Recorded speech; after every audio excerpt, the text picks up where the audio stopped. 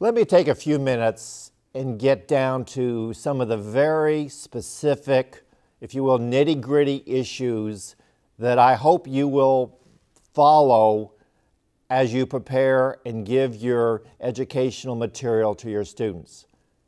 Now, as I go through these things, I really hope you'll go, Tim, I know these things, I do these things every semester in every one of my classes. You're boring me to death.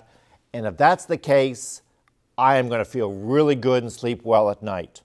But maybe there'll be a couple points here that are good reminders or an aha that says, okay, yeah, maybe I ought to do that.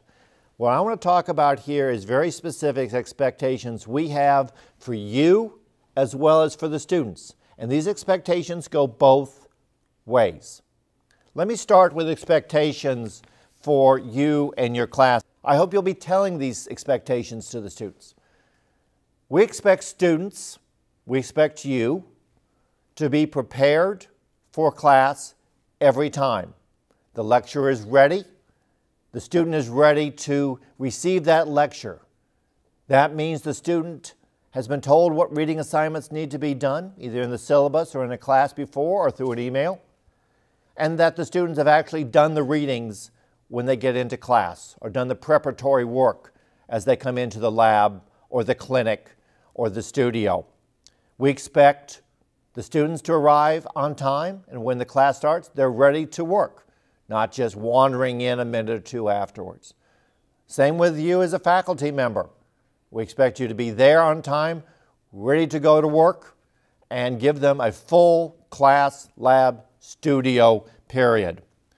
We hope the students will be physically present, obviously, but also mentally engaged and accountable for their learning. We want active learning. We want students to have to think while they're in the class, not just sit there and daydream as a droning faculty member goes on. Get them engaged. The expectation is that they are learning, and you know that they are learning while they are in the classroom. We expect students to complete their assignments on time.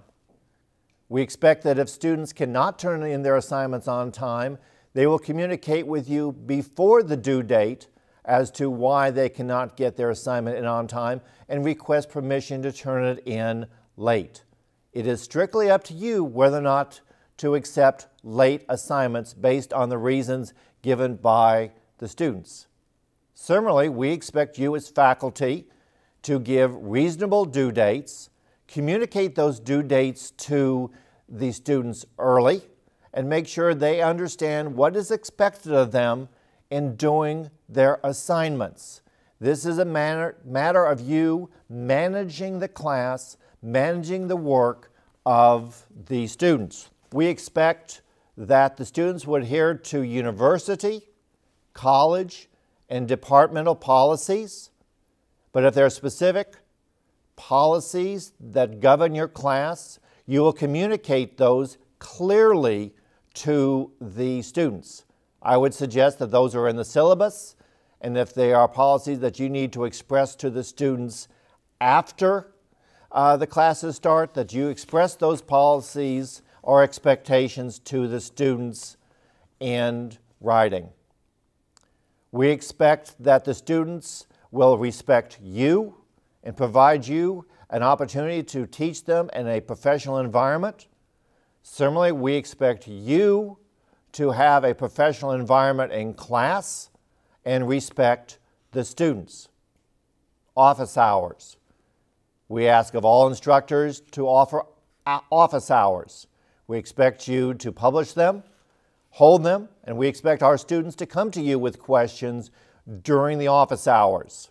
While they may catch you on the street or stop you in the Bernhard Center, you certainly have the right to ask them to come to your office during office hours. Similarly, they may reach out to you by telephone, if that's appropriate, or by email. We expect that you will respond to them in a timely manner when they send you emails and or return phone calls and the like. Again, we're looking for a professional environment within the classroom, the clinic, laboratory, or studio, etc. You'll have other expectations of students for your classes. I hope that you will take time at the beginning of the class to lay out very clearly what your expectations are. You might ask the students in the class what their expectations are of you as the instructor in the class. Come to an understanding of what the relationship is between you as the instructor of record and they, the learners in the class, and follow that level of respect and professionalism throughout the semester. I think this will maximize the learning of the students and the pleasure that you will have as an instructor and the pleasure they will get from learning from you and from the material presented. Again, thank you. It is very hard to be an outstanding teacher, but I know every one of you is endeavoring to be the very best teacher possible.